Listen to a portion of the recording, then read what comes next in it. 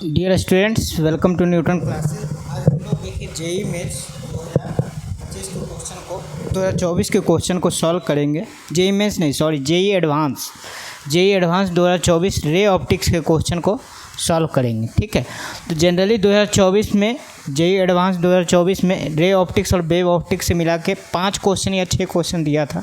तो उसमें हम सब 4 क्वेश्चन देखिए रे ऑप्टिक्स का और वेव ऑप्टिक्स का, जो आपका अच्छा क्वेश्चन है उसको हम सब सॉल्व करेंगे। और देखिए इसमें आपका कंसेप्ट क्लियर है तो आपको कहीं गलती होगा नहीं। ठीक है, इसमें मोर देन वन चॉइस भी सही होता है ना जेई एडवांस में, तो वही आपका क्वेश्चन है। देखिए तो पहला क्वेश्चन देखिए इसमें कह रहा है कि एक glass beaker has a solid plano convex base of refractive index 1.6। तो इसमें देखिए इस तरह का डायग्राम दिया हुआ है, इसको हम एक्सप्लेन कर रहे हैं कि यहाँ पे देखिए एक ग्लास बीकर है, इस तरह ग्लास बीकर बना हुआ है, उसमें दिया है refractive index plano convex base का कितना 1.6 है। तो ये वाला जो है ना, इसका दिया हुआ है refractive index plano convex lens, ये वाला पार्ट, इसका जो रिफ्रैक्टिव इंडेक्स दिया 1.6। ठीक है, उसका दिया radius of curvature of convex surface SPU। तो SPU यानी इस तरह से देखिए एक सरफेस बन रहा है, यही आपका क्या है, प्लेनो कॉन्वेक्स सरफेस SPU। इसका रिफ्रैक्ट दिया हुआ है कि इसका रेडियस ऑफ कर्वेचर जो है ये 9 सेंटीमीटर है। ठीक है, ये क्वेश्चन में दिया हुआ है। अब कह रहा है कि इसमें एक लिक्विड डाला जाता है जिसका रिफ्रैक्टिव इंडेक्स n है। देखिए ये वाला जो पार्ट है ना, इसमें लिक्विड डाला जा रहा है, तो इसका रिफ्रैक्टिव इंडेक्स n है। तो अब ये भी एक तरह से आपका लेंस जैसा बिहेव करेगा, जो लिक्विड डाले ना, तो ये इसका भी रिफ्रैक्टिव इंडेक्स है। तो इधर वाला एयर हो गया ऊपर वाला, और इधर वाला रिफ्रैक्टिव इंडेक्स n है। तो कह रहा है कि जो हम सब दिखा है कि beaker is filled with liquid of refractive index n up to the level of QPR। तो QPR लेवल तक, इस लेवल तक क्या करते हैं हम सब, लिक्विड को भरते हैं खाली जगह में। ठीक है, if the image of the point object, एक ऑब्जेक्ट O है जो एट ए हाइट HOT, यहाँ से यहाँ तक इसका हाइट दिया हुआ है h। ठीक है, is form on it self. तो कह रहा है ऑब्जेक्ट यहाँ रखे तो इमेज भी यहीं पे बने। तो आपको कह रहा है कि h का वैल्यू कितना होगा, which of the following option is correct. तो कौन कौन सा ऑप्शन सही है इसमें। ठीक है, तो ये हम सब जानते हैं। अब ये वाला क्वेश्चन में ये एक चीज़ और दिया हुआ, देखिए क्या लिखा हुआ है कि दिया कि while the planar surface STU acts as a mirror. ये नीचे वाला जो सरफेस है ना, ये आपका क्या पॉलिश्ड किया हुआ है, यानी कि ये पूरा सरफेस जो होगा, पूरा जो आपका सिस्टम है, ये क्या करेगा, एक मिरर जैसा बिहेव करेगा। या तो कॉन्वेक्स मिरर होगा या कॉनकेव मिरर होगा, है ना, क्योंकि ये क्या है, ये वाला सरफेस जो है STU, ये क्या है आपका दिया हुआ है कि क्या आपका क्या है, मिरर जैसा बिहेव कर रहा है, यानी ये वाला पार्ट नीचे STU वाला पॉलिश किया हुआ। ठीक है, तो हम सब इस क्वेश्चन में क्या करना है कि आप जानते हैं कि मान लेते हैं कि हमसे ये पूरा जो मिरर है ये क्या हो जाए, कॉनकेव मिरर जैसा बिहेव करे, हम सब मान के चल रहे हैं। तो कॉनकेव मिरर का हम सब जानते हैं फोकल लेंथ नेगेटिव होता है।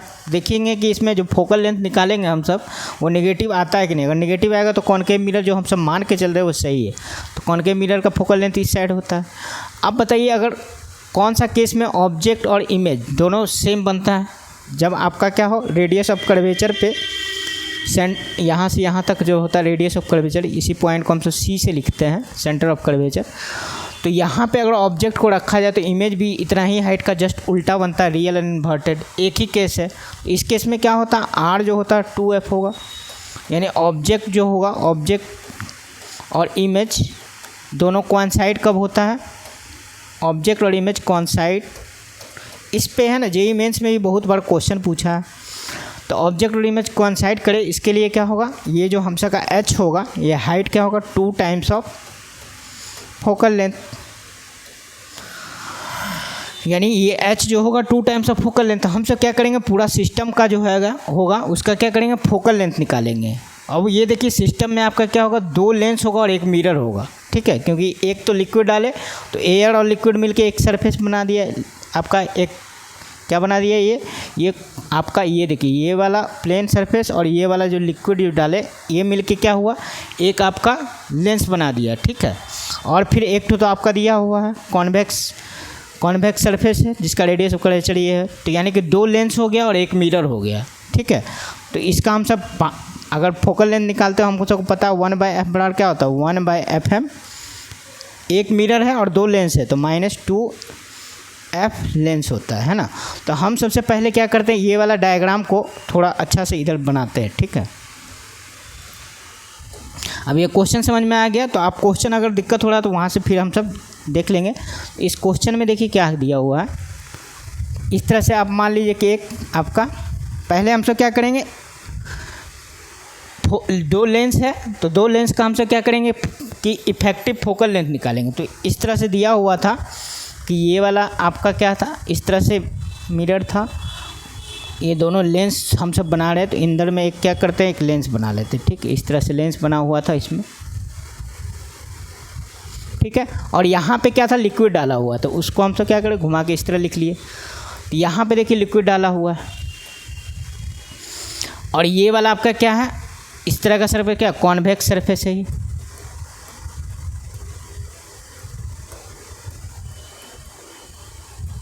ठीक है।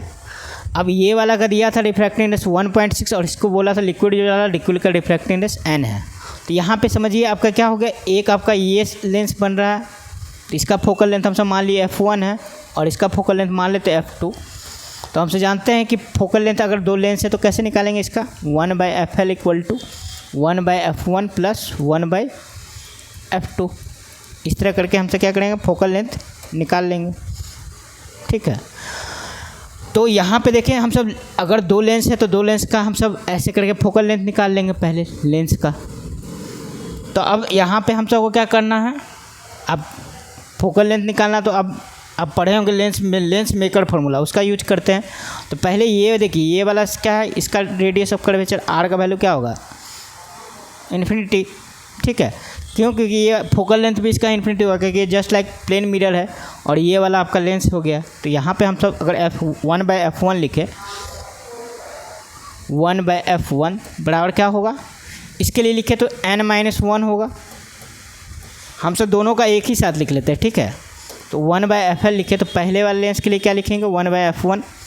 1/f1 का वैल्यू क्या लिखेंगे, μ-1। तो यहाँ n है और इधर क्या है, एयर है आपका, इधर एयर है, तो क्या लिखेंगे, n-1,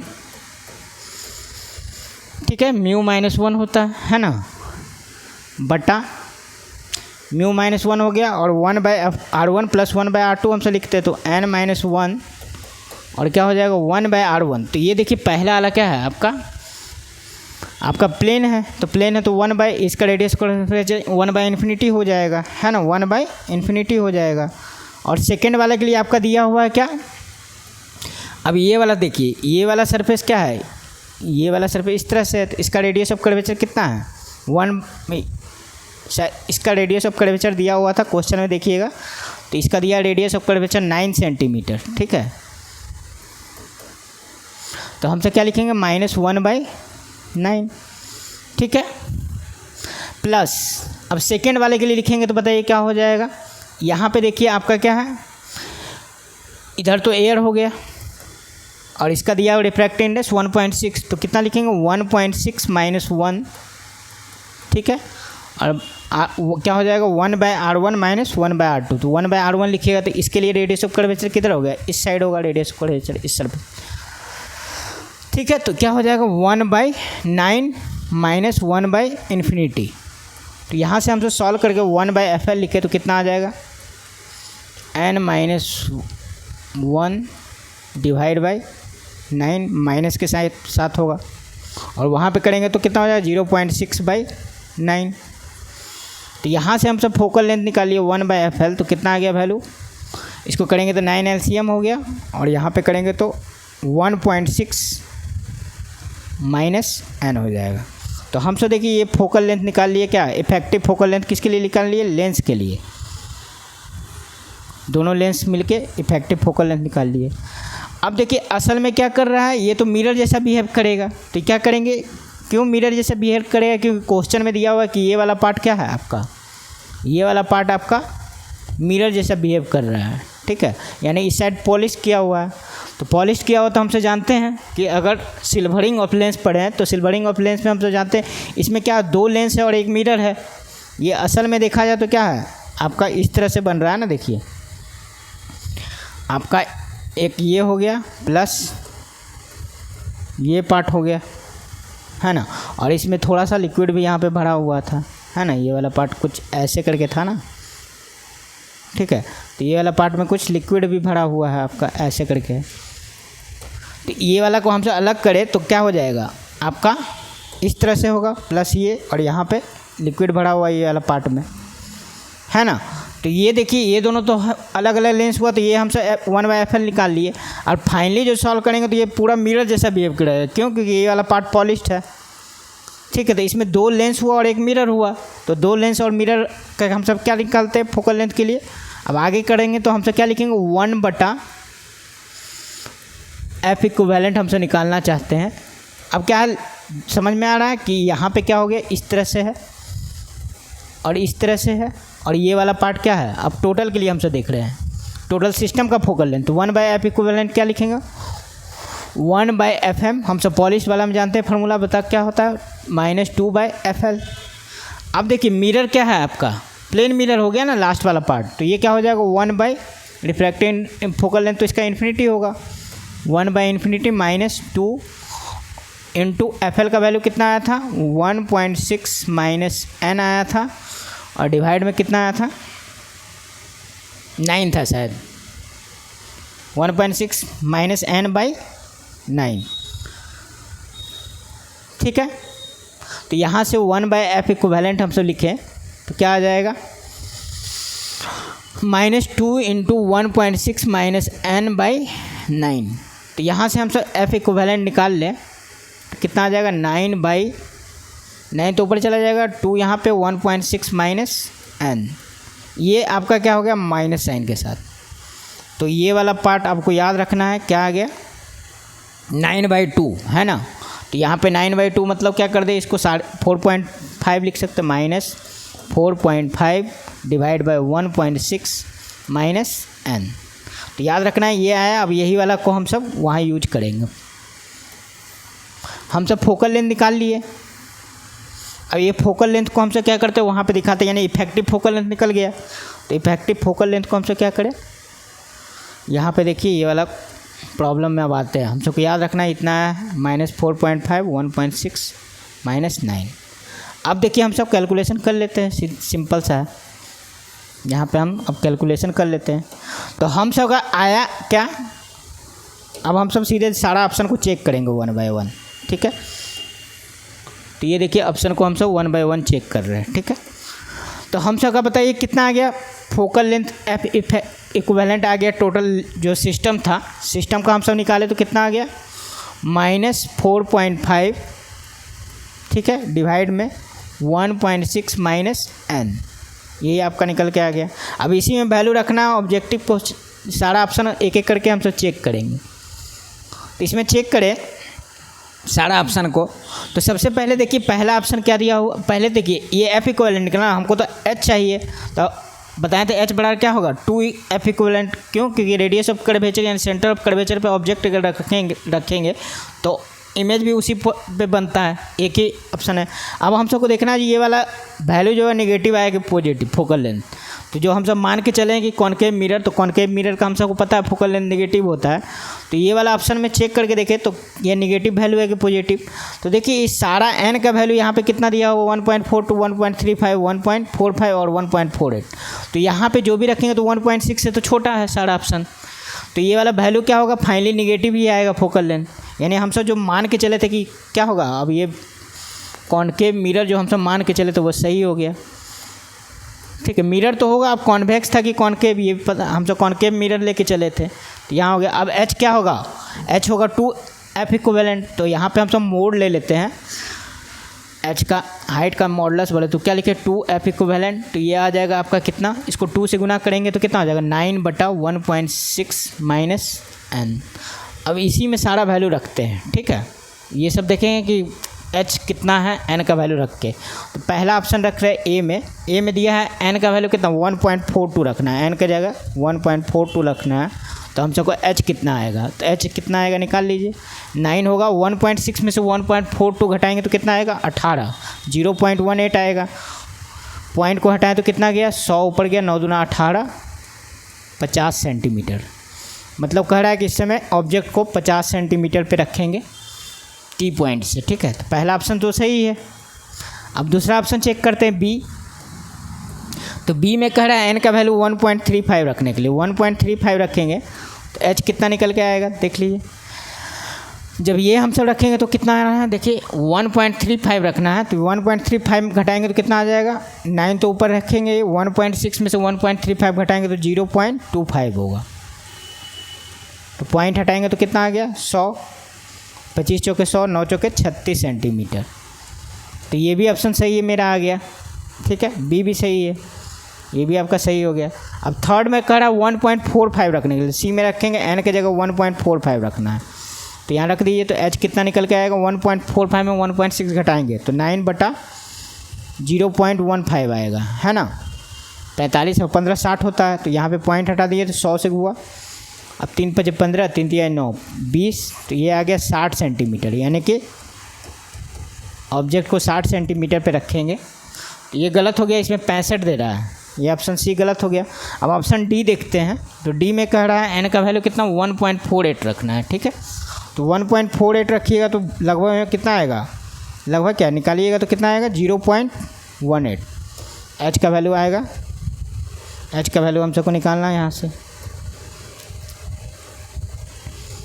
तो घटाएंगे तो 9 आएगा, यहाँ पे 0.48, 12 60 होता है तो 0.12 होगा।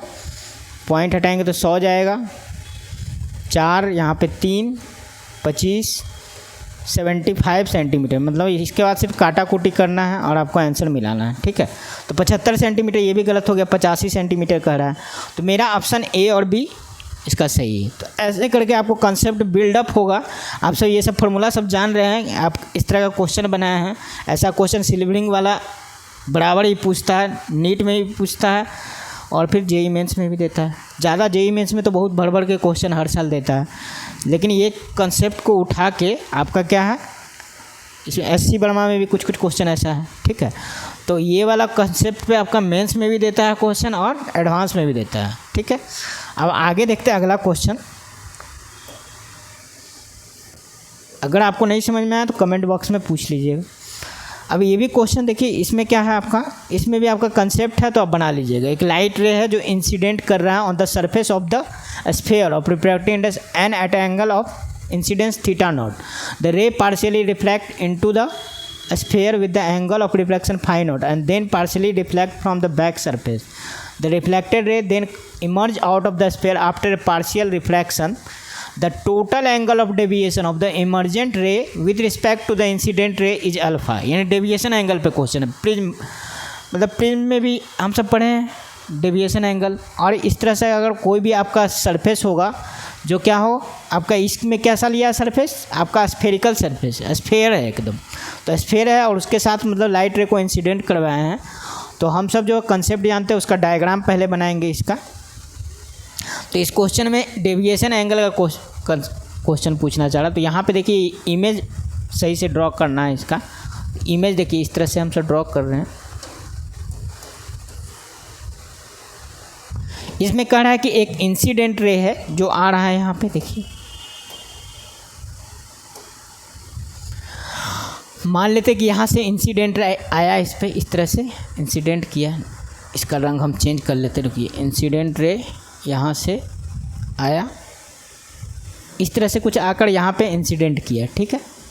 अब इंसिडेंट करेगा तो क्या होगा, ये आपका क्या होगा डेविएट करेगा। रेलर से डेंसर जा रहा है ना, इस तरह से जाएगा। उसके बाद फिर कह रहा है कि बैक सरफेस से है ना, इस क्वेश्चन में लिखा हुआ है कि ये पहले तो यहाँ से आपका यहाँ पे क्या होगा, कुछ आपका रिफ्लेक्ट भी करेगा, कुछ रिफ्लेक्ट भी करेगा। लेकिन रिफ्लेक्ट का हम सब कंसेप्ट नहीं ले रहे हैं कि यहाँ डेविएशन एंगल निकालना है। तो हम सब क्या देख रहे हैं, सीधे रिफ्लेक्शन वाला ले रहे हैं पार्ट। तो ये रिफ्लेक्शन होकर ऐसे जाएगा, इसको निकलना चाहिए सीधा, लेकिन निकलेगा क्या इधर, ठीक है। अब क्या करेंगे हम सब, यहाँ पे आया तो यहाँ पे दिया हुआ कि यहाँ से आपका क्या हो रहा है, रिफ्लेक्ट हो रहा है। रिफ्लेक्शन भी होगा लेकिन रिफ्लेक्ट कर रहा है बैक पार्ट से क्वेश्चन में। तो हम सब रिफ्लेक्ट करके कुछ इस तरह से बना लेते हैं ना। तो सबसे पहले क्या करेंगे कि यहाँ से इस तरह गया, तो फिर कह रहा है कि बैक पार्ट है ना, बैक पार्ट जो है स्फीयर का, वहाँ से रिफ्लेक्शन हुआ। क्वेश्चन में देखिए लिखा हुआ है, क्वेश्चन में आपका ये लिखा हुआ है। क्वेश्चन को समझना है। इस क्वेश्चन में दिया हुआ देखिए कि रिफ्लेक्टिव दिया हुआ कि ray partially reflect into the sphere with the angle of reflection phi naught and then partially reflect the back surface. Back surface होगा फ्रॉम, उससे क्या हो रहा है आपका पार्शियली रिफ्लेक्ट हो रहा है। तो यही चीज़ हम सब यहाँ पे दिखाएंगे, ठीक है। ये डायग्राम में यही दिखाना है कि ये वाला जो बैक सरफेस है इससे क्या हो रहा है, रिफ्लेक्ट हो रहा है। तो रिफ्लेक्ट हो रहा है तो हम सब बनाते हैं इसका डायग्राम। तो यहाँ से रिफ्लेक्ट होकर बताइए कैसे जाएगा, यहाँ से आपका इस तरह से ऐसे आएगा और फाइनली क्या हो रहा है, रिफ्रैक्शन होगा। यहाँ पे क्या होगा आपका लेंस से एयर में जाएगा, ठीक है। अब यहाँ पे हमको क्या करना है, सारे पॉइंट पे नॉर्मल्स बना लेने हैं, है ना। तो नॉर्मल्स बनाते हैं। तो पहले यहाँ पे नॉर्मल बना दिए इस तरह से, ठीक है। ये नॉर्मल लाइन हो गया। अब इसी तरह यहाँ पे क्या होगा, यहाँ पे भी नॉर्मल बना लिए इस तरह से। अब यहाँ पे भी नॉर्मल बनाएंगे, तो नॉर्मल बनाएंगे तो क्या होगा, ये कुछ इस तरह से चला जाएगा, ठीक है। ये सेंटर से पास करेगा, नॉर्मल तो जानते हैं ना, सेंटर से पास करेगा, ये ओ पॉइंट हो गया। अब ये वाला थोड़ा गड़बड़ लग रहा है तो इसको हमसे फिर से ड्रॉ कर लेते हैं। यहाँ से क्या हुआ, रिफ्रैक्ट हुआ है। बैक सरफेस से क्या हुआ है, रिफ्लेक्ट हुआ है। तो यहाँ से क्या हो रहा है, इस तरह से हम सबका ये वाला डॉट से नहीं, इसमें मेन आपका डायग्राम था, डायग्राम बना के आपको अच्छा से समझना था। यहाँ से रिफ्लेक्ट हुआ। अब इसके बाद क्या होगा कि डॉट डॉट निकलेगा, है ना। इसके बाद ये इसको निकलना चाहिए ऐसे, लेकिन निकलेगा क्या, थोड़ा अवे फ्रॉम द नॉर्मल होगा क्योंकि डेंसर तो इधर चला जाएगा। अब यहाँ पे क्वेश्चन में कह रहा है कि नॉर्मल के साथ इंसिडेंट करता है, तो ये वाला एंगल दिया हुआ है थीटा नॉट। अब अच्छा समझना है, यहाँ पे थीटा नॉट दिया हुआ है, ठीक है। यहाँ पे पार्शियली रिफ्रैक्ट कर रहा है, तो ये वाला एंगल दिया हुआ फाई नॉट क्वेश्चन में, ठीक है। अब बताइए इस क्वेश्चन में क्या, ये आर है, ये रेडियस है, तो ये भी रेडियस होगा। अब ये फाई नॉट हो तो ये भी फाई नॉट हो जाएगा, ठीक है। ये फाई नॉट है तो ये भी फाई नॉट होगा। अब ये फाई नॉट है तो ये एंगल ऑफ इंसिडेंस बराबर एंगल ऑफ रिफ्लेक्शन, यहाँ क्यों, क्योंकि ये क्या हो रहा है, रिफ्लेक्शन हो रहा है यहाँ पे, ये भी आपका फाई नॉट हो जाएगा। अब फिर देखिए इसमें ये रेडियस ऑफ ये आर है, ये भी आर है, तो ये भी बताइए फाई नॉट है तो ये भी फाई नॉट हो जाएगा। अब ये फाई नॉट है तो बताइए यहाँ पे स्नेल्स लॉ लगाएंगे और इस पॉइंट पे, तो ये क्या हो रहा है, यहाँ पे angle of incident theta naught है, यहाँ पे फाई नॉट है। यहाँ पे देखिए फाई नॉट आपका रिफ्रैक्शन एंगल है, यहाँ पे मैच कर रहा है, तो वो अगर फाई नॉट है तो वो थीटा नॉट है, तो यहाँ पे भी ये क्या हो जाएगा, थीटा नॉट हो जाएगा। बस ये डायग्राम बना लिए। अब एंगल ऑफ डेविएशन देखना है। तो एंगल ऑफ डेविएशन इस क्वेश्चन में बोला अल्फ़ा है, तो अल्फ़ा हम सब कैसे निकालेंगे बताइए। सारे सरफेस का, ऑल सरफेस से एंगल ऑफ डेविएशन का सम जो है वो दिया है कि सारे सरफेस जो आया है ना वो कितना दिया, देखिए ये क्वेश्चन में दिया हुआ है यहाँ पे, ये एंगल ऑफ डेविएशन के बारे में पूछ रहा है, ठीक है। इसमें आईसी से ऑप्शन बनाया है, तो देखिए लिखा हुआ है the total angle of deviation of the emergent ray with respect to the incident ray is alpha. Total angle of deviation यानी सारे एंगल ऑफ डेविएशन को सम करेंगे, वो दिया है कि with respect to the emergent ray जो निकल रहा है उसके, वो सब कितना अल्फ़ा दिया है। तो यहाँ पे हम सब वही को दिखाना है, इसी को। तो मान लीजिए कि ये रे जो है ना अगर आया, अगर ये असल में इसका पाथ कैसा होता बताइए। असल में तो ये इसको निकलना था इस तरह से, यहाँ पे इस तरह से आया तो क्या है, ये तो ऐसे निकल जाता सिंपल सा ऐसे। ये थोड़ा बना नहीं, समझ जाइएगा कि इस तरह से निकलेगा, ठीक है। निकलना था ऐसे, लेकिन निकला कैसे, ऐसे। तो ये वाला एंगल कितना हो गया, ये आपका डेविएशन एंगल यहाँ पे हो गया। इसको निकलना था सीधा, लेकिन निकला क्या है, यहाँ से बेंड करके इस तरह से निकला, यहाँ पे ऐसे निकला। तो ये वाला एंगल कितना होगा, ये डेविएशन एंगल लिखेंगे theta naught minus phi naught होगा, ठीक है। अब यहाँ पे देखें तो यहाँ पे इसको क्या करना था, इस तरह से निकलना था, ठीक है। निकलना था ऐसे, लेकिन क्या बेंड करके कहाँ चला गया, इस तरफ चला गया। तो ये वाला एंगल निकालना पड़ेगा। तो ये एंगल बताइए कितना होगा, पूरा एंगल 180 है, तो ये वाला कितना हो जाएगा 180 डिग्री माइनस 2 फाई नॉट, ठीक है। अब यहाँ पे भी देखिए, यहाँ पे क्या है आपको, यहाँ पे इसको ऐसे निकलना था, ये वाला कैसे ऐसे निकलता, ठीक है। लेकिन निकला कि ये कैसे इधर निकला। तो ये कितना हुआ आपका डेविएशन एंगल, ये वाला एंगल ऑफ डेविएशन हो गया नॉर्मल के साथ। तो ये वाला भी कितना होगा बताइए, theta naught minus phi naught. अब सारे को जोड़ देंगे, ठीक है। तो इस क्वेश्चन में दिया अल्फ़ा का वैल्यू निकालना, तीनों को सम कर दिए तो कितना हो जाएगा, theta naught minus phi naught plus 180 degree minus 2 phi naught plus क्या होगा theta naught minus phi naught.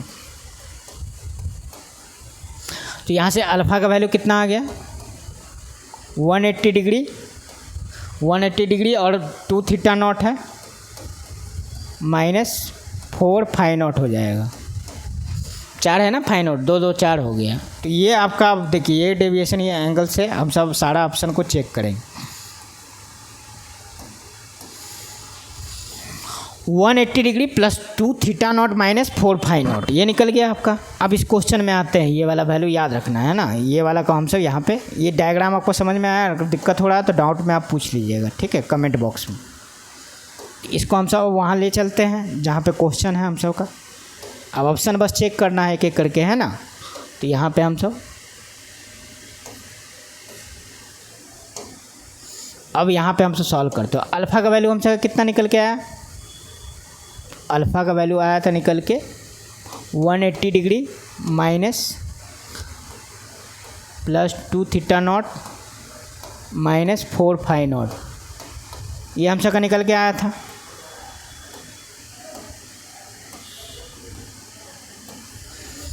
अब देखते हैं ऑप्शन में क्या कह रहा है। अब कह रहा है कि इफ़ एन का वैल्यू 2 ले, एन का वैल्यू 2 मतलब कि वो जो स्फेयर है ना, स्फेयर का रिफ्रैक्टिव इंडेक्स दिया हुआ है कितना है एन है। तो अब कह रहा है एन का वैल्यू 2 ले और अल्फ़ा 180 डिग्री ले। तो अल्फ़ा 180 डिग्री देखिए सारे ऑप्शन में, ये तीनों ऑप्शन में कहाँ गया, ये तीनों ऑप्शन में क्या है अल्फ़ा का वैल्यू 180 डिग्री है। देखिए और ये लास्ट वाला में बस क्या है आपका अल्फ़ा ही पूछ रहा है, ठीक है। तो ये अल्फ़ा का वैल्यू इसमें 180 डिग्री रख देते हैं। तो 180 डिग्री रखेंगे तो बताइए क्या हो जाएगा, अल्फ़ा का वैल्यू 180 डिग्री रख देते हैं। 180 बराबर 180 plus 2 theta minus 4 phi naught, ठीक है, ये हम सब का निकल के आ गया। तो यहाँ से 180 कैंसिल हो जाएगा, तो थीटा नॉट बराबर कितना आ जाएगा, यहाँ 2 थीटा नॉट बराबर 4 फाई नॉट होगा। इधर सॉल्व करेंगे तो थीटा नॉट आ जाएगा आपका 2 फाई नॉट। तो यहाँ से हम सब फाई नॉट निकाल ले तो कितना आ जाएगा थीटा नॉट बाई 2, यानी एंगल ऑफ रिफ्रैक्शन जो होगा ना वो क्या है, एंगल ऑफ रिफ्रैक्शन क्या है, आधा है एंगल ऑफ इंसिडेंस का, आधा है ना। तो अब ये याद रखना कि फाई नॉट क्या है आपका थीटा नॉट से आधा है, ठीक है, हाफ दिया हुआ। तो ये वाला चीज़ को अब यूज करना है, स्नेल्स लॉ लगाएंगे हम सब सरफेस पे। और एन का वैल्यू शुरू वाले ऑप्शन में 2 रखना है ना, और possible value of angle of incidence theta not पूछा है। तो वहाँ चलते हैं हम सब स्नेल्स लॉ लगाएंगे।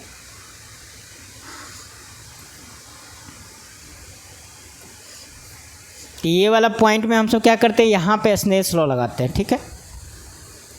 इस पॉइंट को ए ले लेते हैं। अब हम सब कितना रिजल्ट निकल के आया था, थीटा नॉट जो था theta naught by 2 equal to क्या था फाई नॉट, ठीक है। हम सब का 2 रिजल्ट आया था, यहीं से अब इसमें स्नेल्स लॉ लगाएंगे हम सब इस पॉइंट पे। तो इस पॉइंट ए पे स्नेल्स लॉ लगाएंगे तो बताइए क्या लिखेंगे, इस पे लिखेंगे इधर का रिफ्रैक्टिव इंडेक्स एयर है तो 1 होगा, इसका रिफ्रैक्टिव इंडेक्स क्वेश्चन में दे दिया है आपका एन है, तो क्या लिखेंगे 1 गुने साइन थीटा नॉट बराबर n into sine phi naught, ठीक है। अब यहाँ पे रख देंगे। हम सब क्या करेंगे, थीटा नॉट को चेंज करना है फाई नॉट के टर्म में, ठीक है, यानी फाई नॉट की जगह हमसे क्या लिख रहे हैं थीटा नॉट बाई 2। तो यहाँ पे क्या है, इसको भी चेंज कर लेते हैं, तो 2 साइन, अब ये क्या ट्रिगो है 2 sine theta naught by 2 into cos theta naught by 2, sine 2 theta का फॉर्मूला लगा लिए, ठीक है, साइन थीटा नॉट बाई 2 बराबर n into sine phi naught की जगह क्या लिख सकते हैं, यहाँ पे देखिए साइन फाई नॉट की जगह हम सब क्या रखेंगे थीटा नॉट बाई 2, तो साइन थीटा नॉट बाई 2 हो जाएगा।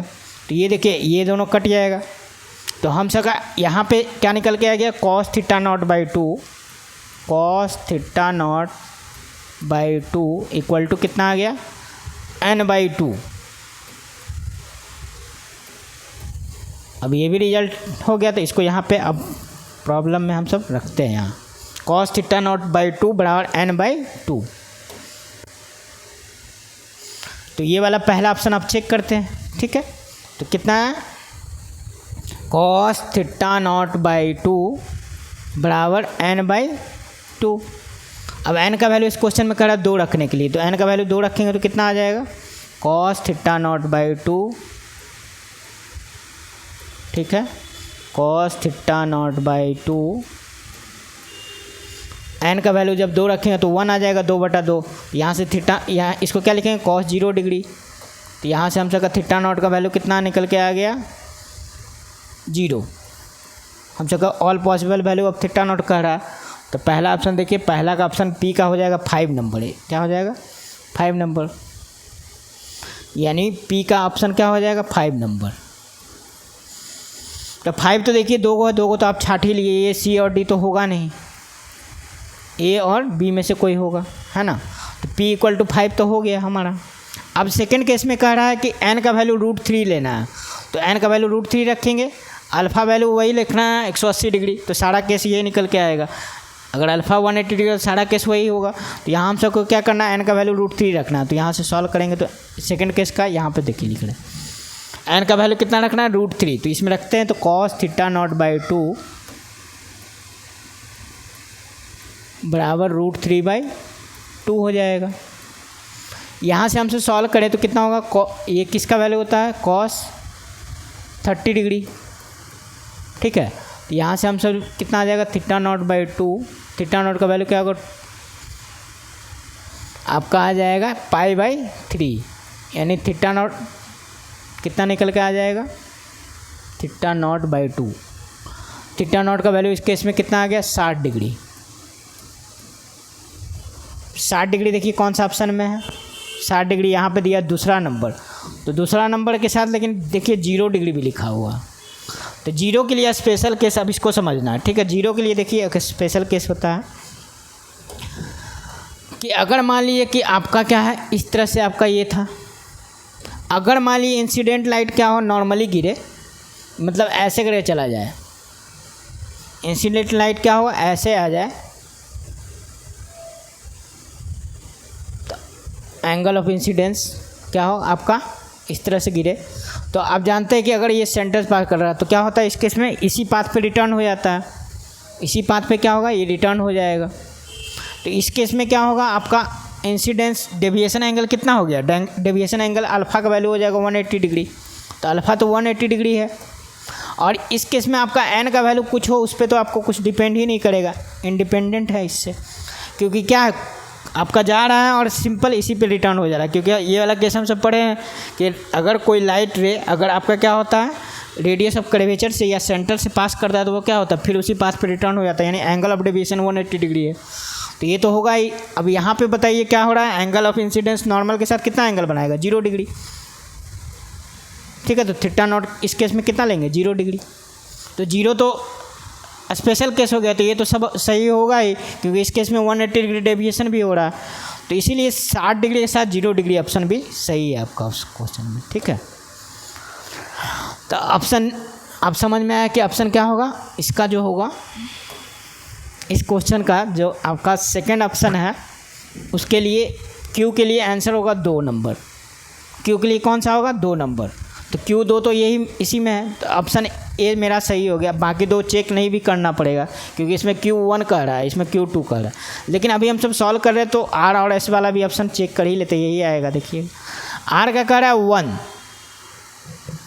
R का कौन सा कह रहा है 1, यानी 30 डिग्री और 0 डिग्री। तो 0 डिग्री तो होगा ही, कहीं 0 डिग्री तो समझ में आ रहा है कि इस केस में क्या होगा आपका फाई नॉट कह रहा है, possible value of phi naught निकालने के लिए, ठीक है। यहाँ पे थीटा नॉट लिखना चाहिए, फाई नॉट तो आपका अच्छा देख लेते हैं, फाई नॉट भी हो सकता है। इसमें कह रहा है n का वैल्यू √3 लेना है, अल्फा का वैल्यू 180 डिग्री लेना, then all the possible value of phi not.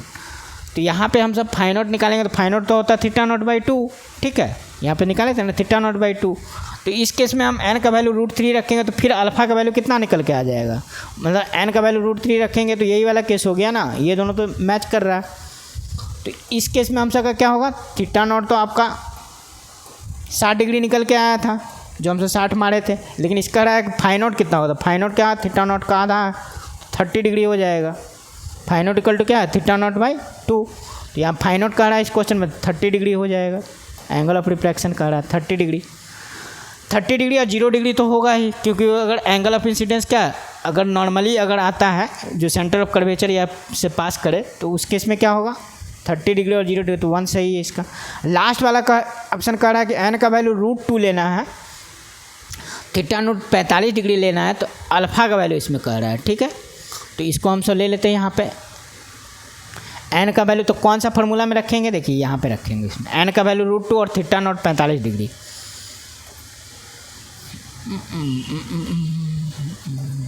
N का वैल्यू √2 और थीटा का नॉट का वैल्यू 45 डिग्री। तो देखिए, तो यहाँ पे जो निकाले थे ना ये वाला एन का वैल्यू कितना लेना है √3 √2 और यहाँ पे हम सब निकाले उसमें रखते हैं, ये वाला में रखते हैं। ठीक है, जो स्नेल्स लॉ लगाए थे। तो यहाँ पे एन का वैल्यू कितना लेना है, एन का वैल्यू आपको लेना है √2, तो √2 ले लीजिए यहाँ पे। ठीक है, और थीटा नॉट भी दिया हुआ था क्वेश्चन में, यही हो रहा है, बड़ा क्वेश्चन है ना तो इधर उधर देखना भी पड़ रहा है। इसमें एन का वैल्यू क्या था लास्ट वाले ऑप्शन में, √2 लेना है और थीटा नॉट 45 डिग्री लेना है। तो ये तो एकदम सिंपल केस है, बस यहाँ पे चेक कर लेना है आपको। थीटा नॉट 45 डिग्री है और एन का वैल्यू √2 है, तो √2 तो यहाँ रख दिए और यहाँ पे आपका कितना हो जाएगा 1/√2 हो जाएगा। 45 डिग्री लिखना है और 1 तो रहेगा ही, इसमें हम सब रख रहे हैं। ठीक है, बराबर कितना होगा इंटू साइन फाई नॉट। तो ये देखिए फाई नॉट कितना निकल के आएगा 1/2, तो ये कितना होगा 1/2 मतलब आ जाएगा 30 डिग्री। ठीक है, 30 आ गया। अब 30 को यहाँ पे रख के अल्फ़ा का वैल्यू निकालना, तो रख दिए। तो यहाँ पे अल्फ़ा हम सब निकालेंगे, तो इसमें रख के अल्फ़ा निकाल ले, तो अल्फ़ा कितना आ जाएगा 180 डिग्री प्लस 2 थीटा नॉट। तो 2 थीटा नॉट मतलब 45 दूना 90 हो गया, माइनस 30 चौके कितना हो जाएगा 120 डिग्री। तो यहाँ सॉल्व करेंगे तो कितना है 180 माइनस 30, तो अल्फ़ा का वैल्यू 150 डिग्री। तो अल्फ़ा का वैल्यू 150 डिग्री आना चाहिए angle of deviation last case में। तो अब 150 भी देखिए ऑप्शन में दिया होगा। तो देखिए हम सब पहले ही डिसाइड कर लिए कि ऑप्शन 1 सही है, लेकिन सारा हम सब चेक कर रहे हैं अपने कंसेप्ट के लिए। तो कितना हो गया 4 नंबर आंसर सही हो गया इसका। तो एस का 4 है, इसका 4 हो गया, अल्फ़ा इसमें निकालना था। तो इस तरह से हम सब चारों को देख लिए और चारों का ऑप्शन मैच करवा लिए। तो ऑप्शन ए सही है। अब अगला क्वेश्चन लेते हैं।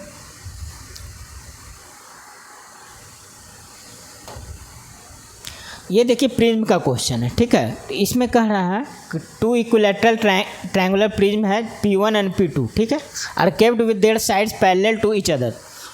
ऐसे करके इन्वर्टेड मतलब एक को दूसरे के साथ क्या कर रहा है उल्टा करके लगाया गया है। ठीक है, अब कह रहा है as shown in figure a light ray enters prism P1 at the angle of incidence theta naught such that the outgoing ray undergoes minimum deviation in the prism P2। ठीक है, इसके साथ मिनिमम डेविएशन हो रहा है second के साथ, और दोनों का रिफ्रैक्टिव इंडेक्स दिया हुआ। पहला वाला का रिफ्रैक्टिव इंडेक्स कितना है √3/, दोनों रूट में ये √3/2 है, और ये इसका दिया है कितना √3। अब यहाँ पे दिया है कि एंगल ऑफ इंसिडेंस इस तरह का फंक्शन है, तो इसमें कह रहा है बीटा का वैल्यू क्या होगा। ठीक है, तो इसको हम सब बनाते हैं यहाँ। तो ये तो प्रिज्म वाला हम सब जानते हैं कि इसमें क्या होता है, लाइट अगर ऐसे आया तो ये इस तरह से जाएगा, फिर ये वाला यहाँ से रिफ्रैक्शन होकर ये ऐसे जाएगा, फिर यहाँ से इस तरह से जाएगा, और फिर फाइनली क्या होगा इस तरह से निकल जाएगा बाहर। ठीक है, तो यहाँ पे आप सब जगह नॉर्मल बनाते हैं, तो नॉर्मल बना लीजिए इस तरह से। यहाँ पे इस तरह से नॉर्मल होगा, यहाँ पे इस तरह से नॉर्मल होगा, यहाँ पे इस तरह से नॉर्मल हो जाएगा, और यहाँ पे आपका नॉर्मल इस तरह से हो जाएगा। अब इसमें दिया है कि ये P1 प्रिज्म है, ये P2 प्रिज्म है। अब कह रहा है सेकेंड वाले प्रिज्म में मिनिमम डेविएशन होता है डेल्टा मिनिमम। ठीक है, तो मिनिमम डेविएशन के केस में अब ये दोनों प्रिज्म का आपने रिफ्रैक्टिव इंडेक्स दे दिया है। पहले वाले का √3/2 है और इसमें दे दिया है √3। ठीक है, अब यहाँ का एंगल दिया है, एंगल ऑफ इंसिडेंस कितना है थीटा नॉट, थीटा दिया है। ठीक है, ये एंगल ऑफ इंसिडेंट आपका थीटा है। अब हम सबको क्या करना है कि देखिए यहाँ पे ये मिनिमम डेविएशन हो रहा है, तो ये वाला एंगल आपका इक्विलैटरल ट्रायंगल है तो 60 डिग्री होगा। 60 डिग्री है तो मिनिमम डेविएशन के केस में हम सब फॉर्मूला जानते हैं, डेल्टा मिनिमम सेकंड प्रिज्म से हो रहा है, तो इस केस में हम सब जानते हैं R1 बराबर R2 होगा, और ये क्या होगा, एंगल ऑफ प्रिज्म का आधा होता है, तो एंगल ऑफ प्रिज्म कितना 60 दिया तो ये 30 डिग्री हो जाएगा। ये वाला कहाँ नॉर्मल के साथ जो बनता है ये R1 ये R2, ये दोनों का वैल्यू कितना हो गया 30 डिग्री। अब 30 डिग्री हो गया तो इस पॉइंट पर स्नेल्स लॉ लगाएंगे। इस पॉइंट को लिखते हैं हम सब A, इसको B लिख देते हैं और इसको C लिख देते हैं। तो A पॉइंट पे स्नेल्स लॉ लगाएंगे तो यहाँ पे देखिए आपका ये वाला नॉर्मल के साथ कितना बना रहा है 30 डिग्री, तो 30 डिग्री हम सब दिखा लेते हैं। यहाँ पे देखिए नॉर्मल लाइट है, ये आया तो ये क्या बन गया 30 डिग्री। तो पॉइंट A पे स्नेल्स लॉ लगाएं तो कितना लिखेंगे बताइए, 1 गुने साइन 30 बराबर √3 है ना इधर का, तो √3 इंटू साइन R1। ये वाला एंगल तो आपको पता नहीं, सॉरी, ये आपका R1 30 निकल के आया, R1 का वैल्यू कितना आया 30, और ये वाला हम सब एंगल कुछ मान लेते हैं कि यहाँ का एंगल क्या θ0 है, ये एंगल मान लेते हैं। ये वाला एंगल हमको पता नहीं, ये एंगल पहले निकालेंगे तो θ0 इसको मान लिए, तो ये कितना लिखेंगे, ये गलती लिखा गया ना यहाँ, ये एंगल तो पता है नहीं मेरे को, तो ये एंगल हम सब पहले निकालेंगे, है ना।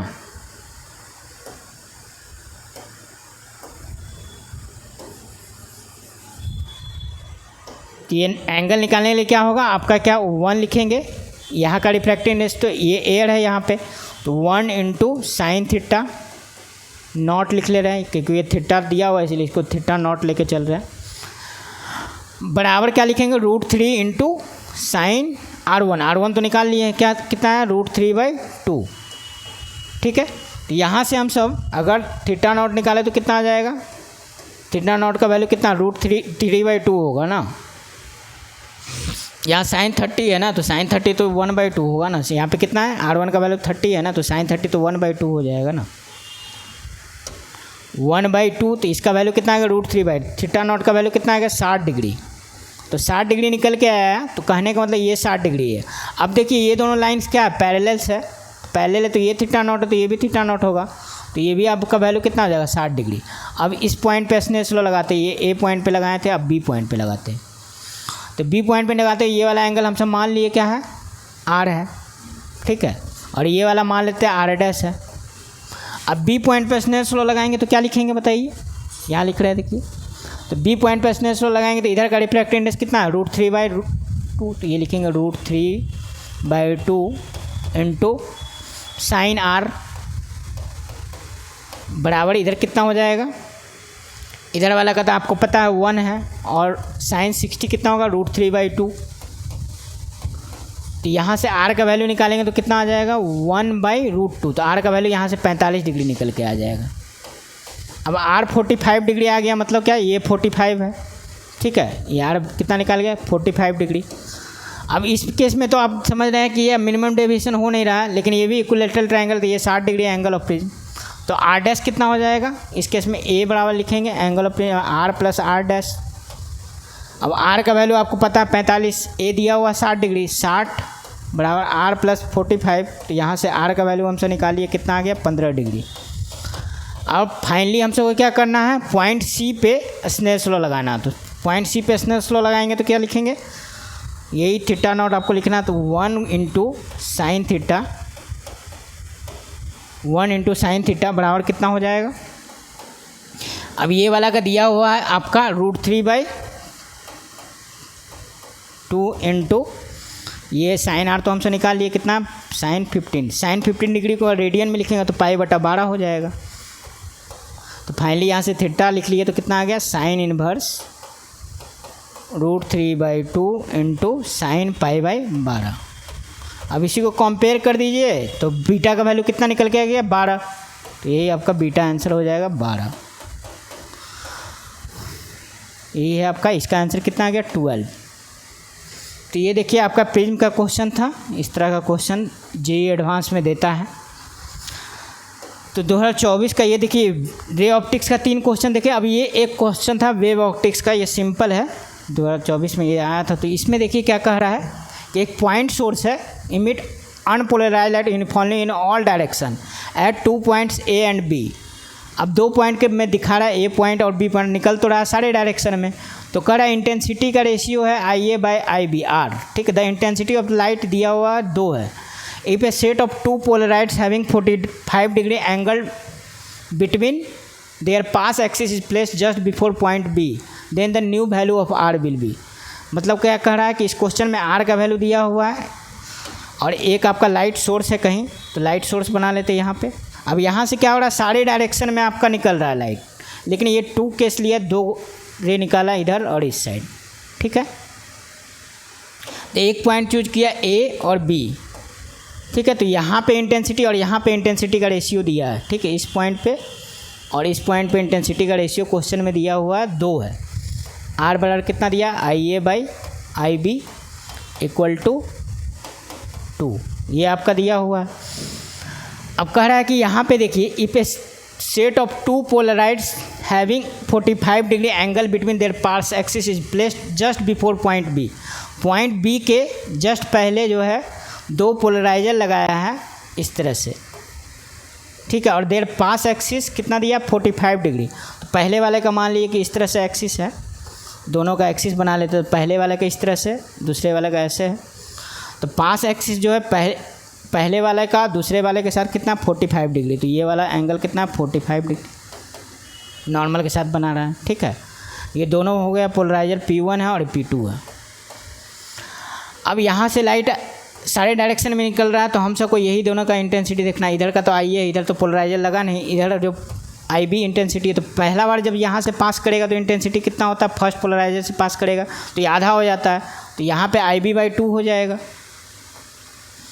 अब इसके बाद जब ये सेकेंड पोलराइजर है जिसका पास एक्सिस 45 डिग्री है, इसके रिस्पेक्ट में, तो हम सब मालोस लॉ लगाएंगे। यहाँ पे मालोस लॉ लगाएंगे तो क्या लिखेंगे, हमसे जानते हैं ये वाला को मान लेते हैं यहाँ से निकल के यहाँ पे आया, तो ये IB' हमको निकालना है। तो IB' कितना हो जाएगा, IB/2 × cos² 45 डिग्री।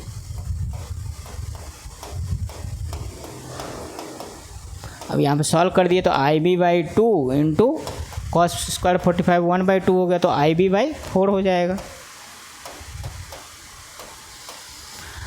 अब हम सबको कह रहा है कि R का वैल्यू, अब नया R का क्या हो जाए, तो नया R फिर निकाल लीजिए। तो क्या हो जाएगा, IA में तो कोई चेंजिंग नहीं हुआ, IB क्या हो गया, IB' हो गया, IB' हो गया। यही IB' को यहाँ पे रख देना है, तो IB' कितना हो गया, IA/IB की जगह लिख देना IB/4, तो 4 ऊपर चला गया। अब IA/IB का वैल्यू 2 दिया हुआ है क्वेश्चन में, तो R का वैल्यू कितना हो जाएगा, 2 × 4, तो 8 हो जाएगा। यानी कि नया जो आपका R' निकालिएगा, न्यू आपका जो होगा रेशियो क्या हो गया, 8 हो गया। तो इस तरह से देखिए हम सब 4 क्वेश्चन जो JEE एडवांस 2024 में रे ऑप्टिक्स और वेव ऑप्टिक्स का था वो देख लिया। अगर आपको कोई प्रॉब्लम है तो कमेंट बॉक्स में लिखिएगा। तो JEE एडवांस 2024 में जो 4 क्वेश्चन रे ऑप्टिक्स का था सारा हम लोग सॉल्व कर लिए। तो इसी तरह फिर मिलते हैं नेक्स्ट वीडियो में। ठीक है।